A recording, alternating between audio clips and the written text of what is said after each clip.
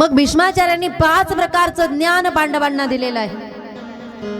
भीष्माचार्य युधिष्ठिराला म्हणतायत, युधिष्ठिरा आता तू राजा झालेला आहे आणि राजाचे काही कर्तव्य आहे.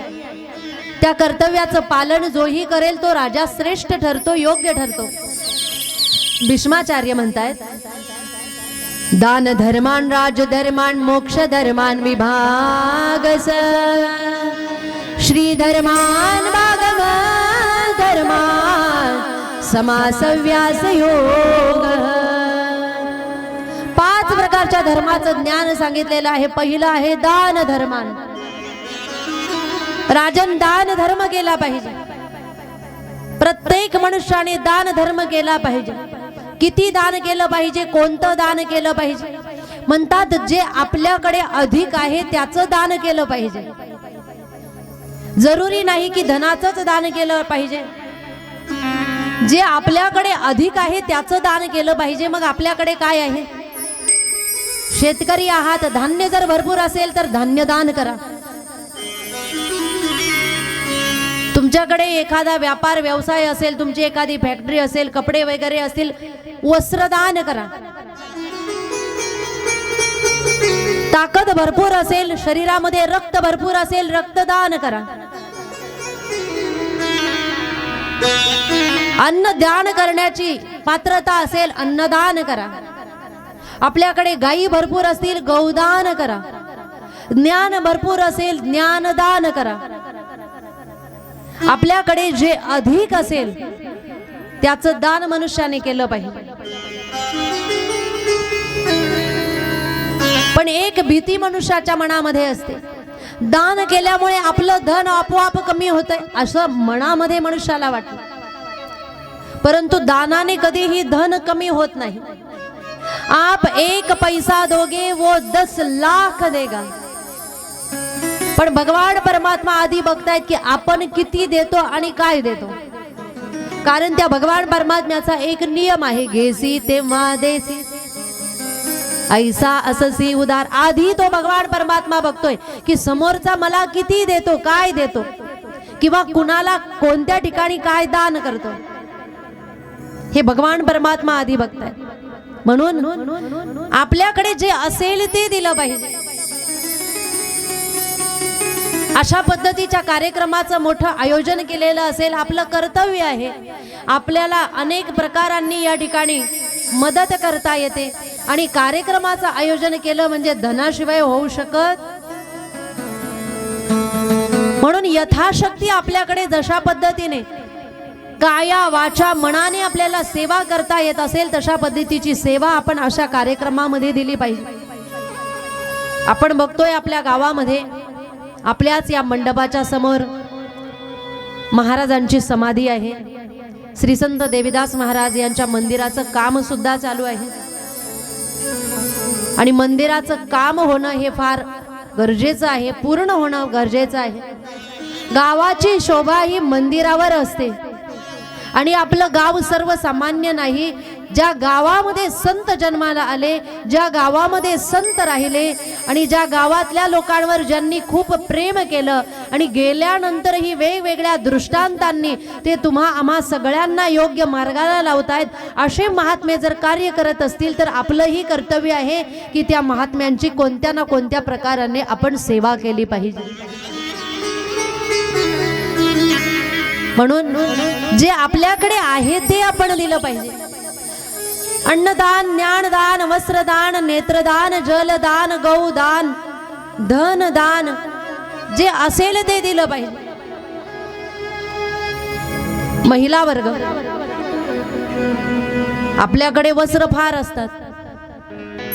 कपाट उघडली तर एक वाक्य बाहेर निघतं की कुठे बाहेर जायला चांगली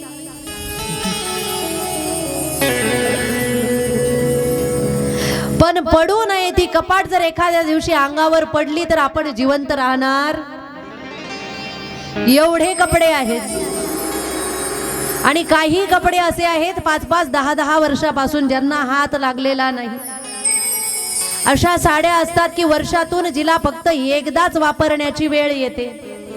ती साडी 364 दिवस वाट बघते की कधी माझा नंबर लागेल. मग एवढे जर वस्त्र आपल्याकडे आहेत याचा अर्थ आपल्याकडे काही कमी?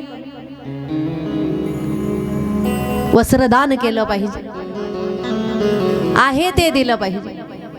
किती दिलं पाहिजे म्हणतात तर आपल्याकडे जेवढी संपत्ती आहे, आपल्याकडे जेही काही असेल त्याच्यापैकी कमावलेल्या धनापैकी 10वा हिस्सा दान केलं पाहिजे. सोप्या भाषेत 10%. 100 रुपये कमवले की त्याच्यातले 10 रुपये दान केलं पाहिजे असं शास्त्र मर्यादा सांगितलेली आहे. त्याच्यापेक्षा अधिक जर केलं तर आनंदी आनंद आहे, परंतु कमीत कमी कमावलेल्या धनापैकी 10वा हिस्सा दान केला पाहिजे.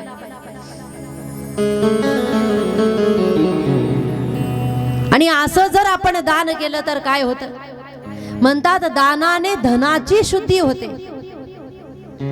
कारण आपल्याकडे येणारं धन हे सगळं चांगल्याच प्रकारांनी येत असतं असं नाही. धन आलं की धनाच्या मागे 14-15 अनर्थ आहेत. ते अनर्थ घेऊन धन घरामध्ये येत असतं. आणि धन म्हणजे लक्ष्मी आहे, आणि लक्ष्मी चंचला आहे, ती कधीही स्थिर राहत नाही. म्हणून आलेलं धन कुठेतरी गेलंही पाहिजे. आपल्या घरामध्ये आलेलं धन फक्त साठवून ठेवण्यासाठी नाही, कुठेतरी बाहेर जाण्यासाठी आलेलं असतं. म्हणून हे धन दानामध्ये वापरलं पाहिजे. आणि जर कमवलेल्या धनापैकी 10वा हिस्सा दान केला गेला नाही तर काय होतं? जसं एखाद्या तलावामध्ये पाणी साठलेलं असेल आणि त्या तलावामधल्या पाण्याचा वापर केला गेला नाही तर त्या तलावामध्ये पाण्याला शेवाळ येतं, कृमी कीटक त्या ठिकाणी निर्माण होतात. काही दिवसांनी त्या पाण्याचा दुर्गंध येतो. ते पाणी कोणत्याही कामाचं राहत नाही. खडकामध्ये ज्या ठिकाणी तलाव असेल बघा तुम्ही, असं अशुद्ध आणि घाण पाणी ते होऊन जातं. तशाच पद्धतीने फक्त धन साठवून ठेवलं तर साठवून ठेवलेल्या धनाच्या मागे अनर्थ येत असतात. कारण आपण जे धन आणलेलं आहे, कधी कधी धन आणत असताना एखादा व्यापारी असेल तर त्या व्यापाऱ्याला व्यापार व्यवहार करत असताना थोडंफार खोटं बोलावं लागतं. एखादा दुकानदार असेल त्याला दुकानामध्ये थोडंफार खोटं बोलावं लागतं. एखादा ग्राहक आला, दुकानदाराला सहज म्हणावं लागतं, तुम्ही आहे म्हणून एवढ्या किमतीत, बाकीच्यांना एवढ्या किमतीत देत. खरं असतं का? तुम्ही नेहमीचे गिराईक आहेत म्हणून तुम्हाला एकावर एक फ्री. म्हणजे कुठेतरी खोटं बोलावं लागतंय तेव्हा घरामध्ये धन येतंय.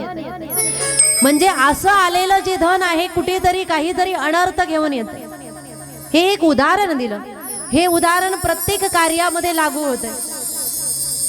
मग ते जे अनर्थ आहे ते अनर्थ आपल्याला कधीही सुख भोगू देत नाही. ते आलेलं धन कधीही आपल्याला सुखी राहू देत नाही. त्या धनामुळे काय होतंय, फक्त साठवूनच ठेवलं तर धन लक्ष्मी आहे आणि लक्ष्मी चंचला आहे. ती लक्ष्मी बाहेर जाण्यासाठी मार्ग शोधते. कधी घरामध्ये कुणाला वेगळा आजार होतो, ती लक्ष्मी कधी धनाच्या मार्गाने बाहेर जाते. कधी कुणाशी भांडण होतं, कोर्ट कचेरीचे दिवस आपल्यावर येतात. अशा स्थितीमध्ये ते धन कोर्ट कचेरीच्या भांडणाच्या मार्गाने बाहेर जातं. कधी घरामध्ये चोरी होते, चोरीच्या मार्गाने धन बाहेर जातं. आणि नाही या मार्गाने गेलं तर ते धन वेगवेगळे मार्ग बाहेर जाण्यासाठी शोधत असतं. अचानक कुठेतरी पाकिट पडून जातं. 15-20 हजाराचा मोबाईल कुठेतरी राहून जातो. कधीतरी गळ्यातलंच कुठेतरी. हे काय आहे? हे धनाचे बाहेर जाण्याचे मार्ग आहे. म्हणून धन नको त्या मार्गाने बाहेर जाण्यापेक्षा चांगल्या मार्गाने बाहेर जायला काही हरकत आहे? म्हणून या धनाला जर शुद्ध करायचं असेल आणि मिळालेल्या धनापासून जर घरामध्ये सुख प्राप्त करून घ्यायचं असेल तर ते धन दानासाठी वापरलं पाहिजे. अन्यथा काही पिढ्यांनंतर घरामध्ये येणारे संतान ही कधीही संस्कृतीवान जन्माला येत नाही. बघा तुम्ही, मोठमोठ्या घरामध्ये एखादं पांगळ तरी मुलगा बसलेलं, कारण काय आहे? धन भरपूर कमावलं परंतु दान केलं, हा त्याचा परिणाम असतो. म्हणून हे अनर्थ जे आहेत हे अशा पद्धतीने कार्य करत आहेत. त्या धनामुळे योग्य जर वापर न केला तर त्याच्यामुळे घरामध्ये जी संतान आहे ती सुसंस्कृत संतान राहत नाही. म्हणून दान केलं पाहिजे, जे आपल्याकडे आहे त्याचं दान केलं पाहिजे. म्हणतात किती कमवावं याला शास्त्राने मर्यादा सांगितलेली नाही, भरपूर कमावलं पाहिजे. जेवढं जास्त कमावता येईल तेवढं कमावलं पाहिजे, पण नीतीच्या मार्गाने कमावलं पाहिजे. जोडोनी आदन उत्तम व्यवहारे, जोडोनी आदन उत्तम व्यवहारे, जोडोनी आदन उत्तम व्यवहारे, जोडोनी आदन उत्तम व्यवहारे, जोडोनी आदन उत्तम व्यवहारे, जोडोनी आदन उत्तम व्यवहारे, जोडोनी आदन उत्तम व्यवहारे, जोडोनी आदन उत्तम व्यवहारे, उदास विचारे वेच करी, उदास विचारे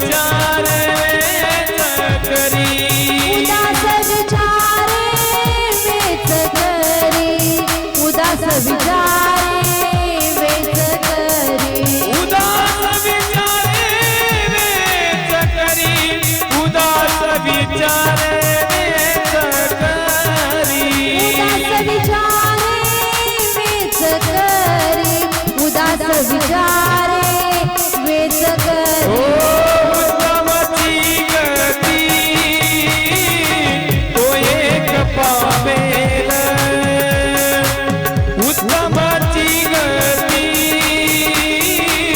तो एक पावेल, उत्तमची गती तो एक पावेल, उत्तमची गती तो एक पावेल. धन कसं कमावलं पाहिजे म्हणतात, जोडोनिया धन उत्तम व्यवहार, उदास विचारे वेच करी. योग्य रीतीने धन कमावलं पाहिजे आणि उदास होऊन ते दान सुद्धा केलं पाहिजे. उदास विचारे वेच करी, त्याचा वापर सुद्धा केला गेला पाहिजे. दान केल्यामुळे मनुष्याचं धन शुद्ध होतं. दान केल्यामुळे मनुष्याची पुढची गती चांगली होते. दान केल्यामुळे मनुष्याचे कठीण कर्म जे आहेत ते नाहीसे होत असतात. दान केल्यामुळे मनुष्य स्वतःवर दया करत असतो, स्वतःवर कृपा करत असतो. स्वतःची गती चांगली व्हावी वाटत असेल तर त्याच्यासाठी दान हा एक उपाय शास्त्रामध्ये सांगितलेला आहे. हे सर्व दान तर आहे, परंतु कलियुगामध्ये अजून एक दान सांगितलेलं आहे. कोणतं? मतदान. ते सुद्धा केलंच पाहिजे. असा विचार करायचा नाही की मी गेलो नाही किंवा मी गेली नाही म्हणून काय फरक पडेल, असा विचार करायचा नाही. दोन मतावरून एक मतावरून जो पडलेला आहे त्याला विचारा एक मताची किंमत काय आहे. पण ते सुद्धा दान म्हणून करायचं आहे. दानाच्या बदल्यात टेबला खालून काही घ्यायचं, कारण त्याला नाव आहे दान. दानाच्या बदल्यात काही घेत तुम्ही घेत नाही ना. आणि ते दान पण कुणाला करायचंय लक्षपूर्वक ऐका. मी तुम्हाला सांगणार नाही कोणत्या पक्षाला मतदान करा. ते दान कुणाला करायचं आहे? जो व्यक्ती योग्य असेल, जो व्यक्ती धर्म कार्य करणारा असेल, जो गावाचं कल्याण करणारा असेल, जो देशाचं कल्याण करणारा असेल, जो सुशिक्षित असेल, ज्याला जन कल्याणाचं कार्य योग्यरित्या करता येत असेल आणि ज्याच्यावर आपला विश्वास असेल की हा चांगलं करू शकतो, त्याला मतदान करायचं आहे. जात धर्म पंथ किंवा आपले जवळचे लांबचे गावातले बाहेरचे हे बघून ते मतदान करत, मतदान सुद्धा केलंच पाहिजे. म्हणून दान धर्माचं महत्व सांगितलेलं आहे. पुराणामध्ये वर्णन आलेलं आहे, दान करणारा आहे कर्ण, ज्यांना नाव दिलेलं आहे दानवीर कर्ण. ज्यांनी दान केलं, ज्याच्यामुळे इतिहास कधीही दान करणारा म्हटलं म्हणजे कर्णाचं नाव समोर आल्याशिवाय राहत नाही. कारण काय आहे, दान कशा पद्धतीने केलं कर्णाने. बसलेले होते, एक व्यक्ती दाढी करत होता, तेवढ्यात दान मागणारा आला आणि दान मागणारा आल्यानंतर कर्णाकडून दान मागितलं. काय द्यावं कर्णाकडे त्यावेळेस काहीच नव्हतं, परंतु दाढी करण्यासाठी जी सोन्याची वाटी ठेवलेली होती, कर्णाने ती उलट्या हाताने वाटी पकडली आणि ती वाटी त्या ठिकाणी दान मागणाऱ्याला दिली. दाढी करणाऱ्याने सांगितलं, तुम्ही फार ज्ञानी आहात, हुशार आहात, उलट्या हाताने कधी दान करायचं नसतं, मग तुम्ही उलट्या हाताने दान का केलं. कर्णाने उत्तर दिलं, ज्या हाताने दान करतात तो हात थोडा मागे ठेवलेला होता आणि ज्या हाताने दान करू नये तो हात पुढे होता, परंतु मागचा हात पुढे येईपर्यंत जर माझे श्वास गेले असते तर कदाचित दान करायचं राहून गेलं असतं. म्हणून हाताच्या जवळ जी वाटी होती ती वाटी उचलली आणि लगेच दान केली. म्हणजे मनुष्याने दान करत असताना एवढ्या त्वरित विचार केला पाहिजे आणि एवढ्या अंतःकरणापासून दान केलं पाहिजे आणि असं दान केलं पाहिजे की दान केल्यानंतर बाकीच्यांना सांगायची गरज नाही. दान केल्यानंतर एका हाताने दान केलं तर दुसऱ्या हाताला सुद्धा कळायला, अशा पद्धतीने सत्पात्री दान केलं पाहिजे. देश कालेच पात्रेच तद्दानम सात्विकम स्मृतम, गीता सांगते. योग्य ठिकाणी योग्य व्यक्तीला दान केलं पाहिजे. ज्याच्याकडे तुम्ही बघितलेलं असेल अंगावर फाटलेले वस्त्र असतील, वस्त्रदान करा. एखादा व्यक्ती असा असेल ज्याच्या घरामध्ये एक वेळच्या अन्नाची सुद्धा वणवण आहे, गरीब असेल गावामधला व्यक्ती, आपण त्या व्यक्तीला धान्य दान करा, अन्नदान करा. एखाद्या व्यक्तीच्या पायामध्ये तुम्ही कधी पादत्राण बघितलेले नसतील, त्या व्यक्तीला चप्पल घेऊन द्या. तन पवित्र सेवा की, आपल्याकडे नसेल काही, आपल्याला देता येत नसेल तर काय करायचंय, तनाने सेवा करायची आहे. मंडप झाडून काढायचा, भोजनाला कोणी बसलं तर पात्र टाकायचे, पात्र उचलायचे, पाणी आणण्याचं काम करायचं. म्हणजे असेल ते शरीराने वारी करायची, सेवा करायची. म्हणजे शरीराने जी सेवा केली जाते त्याच्याने काय होतंय, म्हणतात तन पवित्र सेवा किये. तन पवित्र होतं कशाने, सेवा केल्याने. शारीरिक, कधीतरी मंदिरामध्ये यायचंय, मंदिरात आले तर कधीतरी मंदिर झाडून काढायचं, मंदिराचं जाळं काढायचं. शरीराने सेवा घडेल.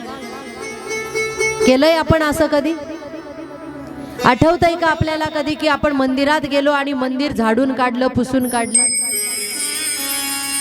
आपलं घर आपण रोज पुसतो, त्या घरापेक्षाही मंदिर श्रेष्ठ आहे.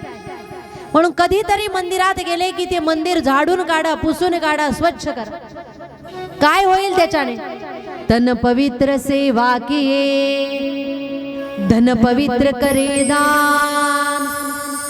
धन पवित्र होतं कशाने, दानाने. मन पवित्र हरी भजन सो होत त्रिविध कल्याण. मन पवित्र होतं कशाने, हरी भजनाने, नामस्मरणाने मन पवित्र होत असतं. तीनही बाजूंनी मनुष्याचं कल्याण होतं. ही दान करण्याची पद्धत आहे. पण एक दान असं आहे की ज्या दानाला कोणत्याही प्रकारची मर्यादा सांगितलेली नाही, ते दान आहे अन्नदान. श्रीमंत असेल, गरीब असेल, लहान असेल, मोठा असेल, कोणत्याही जाती धर्माचा असेल, जेवण करून आलेला असेल तरी सुद्धा अन्नदान केलं पाहिजे, कारण अन्नदानाला कोणत्याही प्रकारची मर्यादा सांगितलेली नाही. दान केल्यानंतर आपण मी दान केलेलं आहे अशी वाच्यता सुद्धा करू नका, नाहीतर दान केल्यानंतर जे पुण्य आपल्या पदरात पडतंय ते पुण्य कमी होईल. कारण बरेच जण दान करतात, पण दान केल्यानंतर म्हणतात मंदिराच्या बाहेर आमचं नाव टाका बरं का, आमच्या नावाची फरची बसवा की आम्ही अमुक अमुक व्यक्तीने अमुक अमुक फरची दिलेली.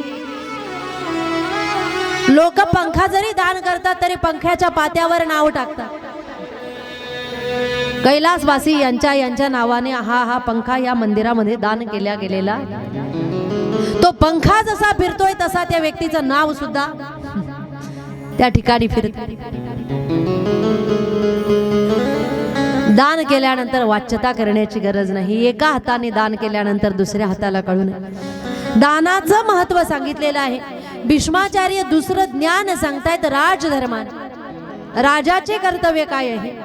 जसं आपण आपल्या मुलावर पुत्रवत प्रेम करतो तशाच पद्धतीने आपण सगळ्यांवर प्रेम केलं पाहिजे, हे राजाचं कर्तव्य आहे. आता जरी राजे राहिलेले नाही, ज्यांना आपण निवडून दिलेलं आहे ते आताचे नावाने जरी सेवक असले तरी खुर्चीवर बसल्यानंतर ते राजाच आहे. त्यांचं कर्तव्य काय श्रीमद भागवत सांगतं. भागवतामध्ये केवळ भक्ती, ज्ञान आणि वैराग्य आहे असं समजू नका.